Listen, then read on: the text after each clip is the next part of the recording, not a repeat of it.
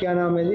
हाँ जी, राधे राधे। मैं जसवीर शर्मा आर्मी से रिटायर्ड हूँ और आर्मी रिटायरमेंट के बाद मैंने बचा हुआ जीवन अपना अध्यात्म को समर्पित कर दिया है। और उसके लिए मैं अपना गांव ब्रिज में पड़ता है, आसनपुर के पास सेंडोली गांव में। ब्रिज भूमि सबसे जो क्या उत्तम भूमि है भक्ति के लिए, तो मैं वहाँ पर सुबह जमुना जी स्नान करता हूँ जमुना मैया के, और साथ ही वहाँ आरती करता हूँ जमुना जी की, और जो भजन ध्यान होता है वहीं पर करता हूँ डेली पिछले 5 सालों से, 2019 की दिवाली से। तो आपने जमुना जी की परिक्रमा की है, किस तरह की परिक्रमा है, कहाँ से कहाँ तक पड़ती है और क्या इसका महत्व बताता है? देखो जी, परिक्रमा का तो अपने आप में महत्व है ही। जैसे कि भगवान के किसी मंदिर की बिना परिक्रमा किए उसके दर्शन ही अधूरे होते हैं। कहीं पर भी जैसे हमारे ब्रिज में तो कई परिक्रमा हैं। ब्रिज 84 कोस है जिसमें पूरे ब्रिज को कवर किया है।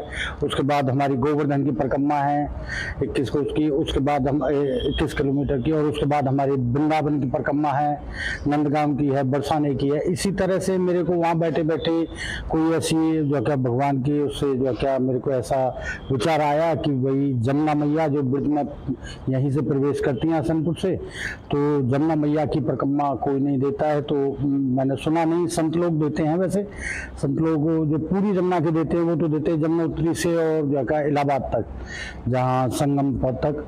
लेकिन मेरे को ऐसा प्रेरणा हुई भगवान की, भाई ब्रिज में विराजमान जितनी भी जमुना मैया हैं, यहाँ से ब्रिज शुरू होता है हसनपुर मालव के मध्य से, अलीगढ़ डिस्ट्रिक्ट में मालव पड़ता है, इधर हसनपुर हरियाणा में पड़ता है। तो इसकी परिक्रमा यहाँ से शुरू करके, और जहाँ ब्रिज परिक्रमा मथुरा में फिर क्रॉस करती है, ब्रिज को क्रॉस करती है, तो मैं फिर मथुरा तक ये ब्रिज में विराजमान ब्रिज जमुना मैया की परिक्रमा में देख के आया जी। और जो क्या इसमें 12 दिन लगे मुझे। और ये 84 को उस परिक्रमा से कम नहीं है वैसे, तो ज़्यादा ही होगी, क्योंकि इसमें बड़ा ही एकदम जंगलों में चलना, कोई गांव पास में नहीं। मैं किसी गांव में गया भी नहीं, मैं खाली जमुना मैया के दर्शन करते करते जमुना मैया के किनारे ही चलता रहा, और किनारे पर ही वहीं पर अपना विश्राम किया। जहाँ पर भी, यहाँ तक कि एक दिन तो पहला दिन तो ऐसा पड़ता है कि कोई आश्रम भी नहीं पड़ता जमुना किनारे। मैं जंगल में ही वहीं जमुना किनारे रेत में ही सोया था पहली रात को। उसके बाद तो फिर संतों के मंदिर या आश्रम वहीं पर पड़ गए जमुना किनारे। तो बहुत ही अच्छा रहा 12 दिन में, और काफ़ी संतों के दर्शन हुए। कई आश्रम जो नहीं मालूम है लोगों को ब्रिज में, वो जमुना किनारे आश्रम हैं कई, उन सब के जो क्या दर्शन किए, बहुत ही आनंद आया। और मैं तो यही कहूँगा कि भक्ति को आगे बढ़ाना है तो एकांत में जो आनंद आता है भगवान का भजन करने में, तो वो एकांत में ही परिक्रमा अकेली मैंने दी थी, तो बहुत ही आनंद आया और बहुत ही अच्छा रहा। 12 दिन में हुआ जी। तो 12 दिन तक आप लगातार चले हैं, दर्शन किए हैं, परिक्रमा की है, तो खाने पीने का क्या शेड्यूल आपने रखा था? क्या व्रत किया था या बिना व्रत के, यानी कोई खान पान लिया था? बिल्कुल आपकी बात सही है। पहले दिन तो घर वाले ने बना दिया था, तो पहली रात को तो मैंने वही जगह प्रसाद पा लिया था।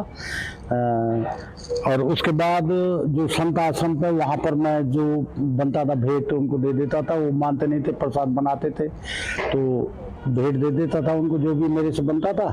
और प्रसाद ये एक आकाशवृत्ति से मैं तो कहूँगा राधा रानी की कृपा है कि उन्होंने जो क्या हर जगह व्यवस्था बहुत ही उत्तम व्यवस्था रही। जहाँ भी संतों का तो आपको पता ही है, वो तो विरक्त आदमी होते हैं और उनका प्रसाद महाप्रसाद होता है। तो महाप्रसाद पा करके मैंने एकांत में परिक्रमा का बड़ा आनंद लिया। और प्रसाद की व्यवस्था राधा रानी ने स्वतः ही कर दी हर जगह, चाहे उस सुबह की चाय पानी से लेकर के, दूध से लेकर के, रात की हर जगह ऑटोमेटिक ही कोई ना कोई संत, जैसे खेत में कोई काम कर रहे होते थे। ज़्यादातर आपको मैं बताऊंगा यहाँ जितने भी हैं मल्लाह जो क्या मिलते थे, बेचारे बहुत ही भक्तिभाव से, जब उन्हें पता लगा परिक्रमा दे रहे हैं, भगत जी आप खाना खाओ, मैंने कहा भैया मैं खाना खा के आया, नहीं थोड़ा खाओ। वो अपने खाने से ज़बरदस्ती मतलब करते थे।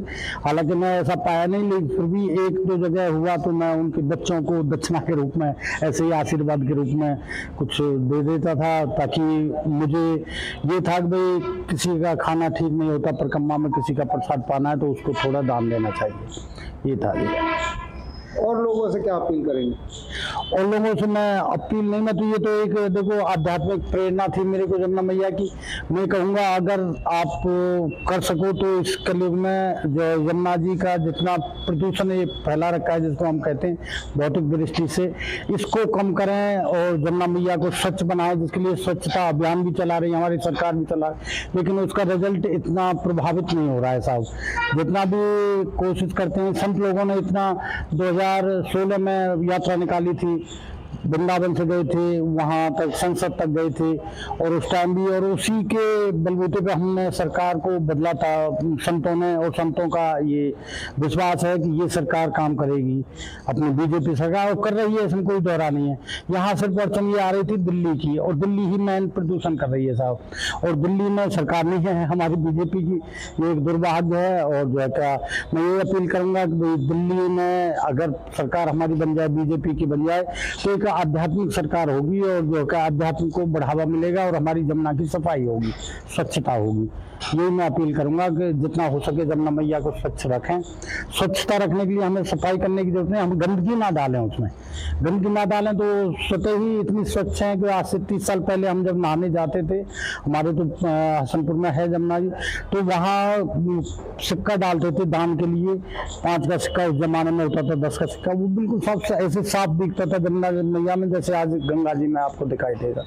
तो वो स्वच्छता नहीं है, उस स्वच्छता को बनाने के लिए गंदगी ना फैलाएं, गंदगी ना करें वहाँ पर, बस यही मैं जो क्या अपील करूँगा सबसे। और बाकी तो जमुना मैया जो क्या भक्ति देने वाली हैं, भगवान कृष्ण की चौथी पटरानी हैं। और मैं आपको बता दूं कि इतना महत्व है यहाँ पर, जहाँ प्रवेश करती हैं जमुना मैया हसनपुर में हास्य वन था द्वापर काल में, हमने जो क्या ग्रंथों के माध्यम से पता किया, तो हास्य वन था, और यहाँ पर जमुना मैया ने 100 साल तक तप किया था भगवान कृष्ण को अपना पति रूप पाने के लिए। जमुना मैया सूर्य नारायण की पुत्री हैं, तो इन्होंने यहाँ तप किया था। जब भगवान कृष्ण द्वारका से यहाँ आए थे कौरव पांडवों के पास, तो उस टाइम पर अर्जुन के साथ आखेट करने के लिए यहाँ आए थे हास्यवन में। तो अर्जुन को उन्होंने बोला था कि भाई प्यास लगी है अर्जुन, पानी देखो। तो जब भगवान कृष्ण तो वहाँ खड़े थे हास्यवन में पेड़ों के पास, अर्जुन जी गए तो देखा कि जमुना जी बह रही हैं, और उनके मध्य में एक जो है युवा कन्या बैठी हुई है, तप कर रही है। तो उनको जिज्ञासा हुई, वो गए जमुना जी उनके पास, तो उन्होंने पूछा, हे देवी आप कौन हो और यहाँ क्या कर रही हो निर्जन स्थान पर? तो वो बोली कि मैं स्वयं कालिंदी हूँ, और मैं भगवान कृष्ण को पति रूप में पाने के लिए यहाँ तप कर रही हूँ, और उनको वो आएंगे। बोले मुझे पूरा विश्वास है भगवान कृष्ण यहाँ आएंगे और मुझे जो क्या अपना स्वीकार करेंगे। और ये आकर के अर्जुन जी ने जैसे ही भगवान कृष्ण को बताया, मित्र आप तो बड़े भाग्यशाली हो कि आपको एक युवा जो क्या स्त्री आपके लिए तप कर रही है वहाँ पर। तो तब उन्होंने भगवान कृष्ण द्राविड जी को लेकर के गए, और उनको जो क्या उनके साथ पानी ग्रहण संस्कार किया, और चौथी पटरानी बनी जमुना मैया भगवान कृष्ण की। तो ये बहुत पूजनीय आध्यात्मिक है हमारी जमुना मैया। इनका महत्व कलयुग में कम हो गया है, और इस स्थान का महत्व तो बिल्कुल गुप्त है। 30 स्थल है ये बहुत बड़ा, हसनपुर मालव के मध्य जो जमुना जी है, उधर मार्कंडेय ऋषि का मंदिर है। मार्कंडेय ऋषि जी ने जब ये अपने पांडव लोग वन को गए थे सब, उनको जो है ना मार्कंडेय ऋषि ने यहीं पर आध्यात्मिक ज्ञान दिया था वन पे जाने से पहले। तो ये स्थान जो हसनपुर और मालव के मध्य जमुना जी प्रवेश करती हैं, प्रवेश द्वार है ये, इसको ब्रिज द्वार का नाम दिया जाए क्योंकि ब्रिज में प्रवेश करती हैं, और जमुना मैया जो है ब्रिज की आत्मा के रूप में है, तो ये इसको ब्रिज द्वार का नाम दिया जाए। इसके लिए हमने एक समिति बनी है हसनपुर में, ब्रिज द्वार विकास सेवा समिति, जिसमें हमारे हसनपुर के नहीं पूरे हरियाणा की ब्रिज भूमि छोर से लेकर के हसनपुर तक के गांवों को हमने जोड़ा है। ब्रिज द्वार विकास सेवा समिति जिसका नाम दिया है। इसके लिए हमने 2023 में इन्होंने परिक्रमा को काट दिया था, जो चला था साजिश के तहत, तो उसमें परिक्रमा बचाओ अभियान में हम सारे गांवों को जोड़ा था, और सभी जोड़ करके इसके लिए मुख्यमंत्री महोदय को भी हमने पत्र लिख के भेजा था, जो क्या इसके माध्यम से, डीसी के माध्यम से, कि हमारे ब्रिज की परिक्रमा को बचाया जाए। है, तो उसमें काफ़ी सरकार ने इंटरफेयर किया और फिर परिक्रमा वहीं की वहीं है, वरना परिक्रमा को काटा जा रहा था। तो मैं ये कहूँगा हमारी ब्रिजद्वार विकास सेवा समिति कार्य कर रही है ब्रिज यात्रियों की सेवा के लिए। ब्रिज के अंदर जितना हमारा हरियाणा का ब्रिज भूमि है उसके उद्धार के लिए और ब्रिज परिक्रमा के उद्धार के लिए हम सरकार को यही अप्रोच करते रहते हैं। और जो है इस महत्वपूर्ण स्थान का हम इसे थोड़ा जागरूक करना चाहते हैं कि इसका जो आध्यात्मिक महत्व है वो लोगों के सामने आए साहब। ये हमारी प्रार्थना है कि ये जो ब्रिजद्वार है हसनपुर मालव के मध्य जहाँ पर जमुना मैया ब्रिज में प्रवेश करती हैं, इस ब्रिजद्वार को ब्रिजद्वार का नाम दिया जाए और जो है क्या इसका महत्व समझा जाए। उसके लिए हम सरकार से पत्र भी लिख रहे हैं हमारी समिति से, और हम जगह जगह इसका जो क्या प्रचार प्रसार संतों से भी करा रहे हैं, और जो कथावाचक आते हैं वो भी कथा में अपना ये इसका महत्व बताते हैं। तो ये मेरी ही प्रार्थना है कि सभी इसके महत्व को समझें। हरियाणा की ब्रिज भूमि है, थोड़ी सी है लेकिन बहुत महत्वपूर्ण है, थोड़ी सी है लेकिन बहुत महत्वपूर्ण है, और इसका महत्व समझा जाए और हमारी हरियाणा सरकार भी इस पर ध्यान दे, ये मेरी प्रार्थना है।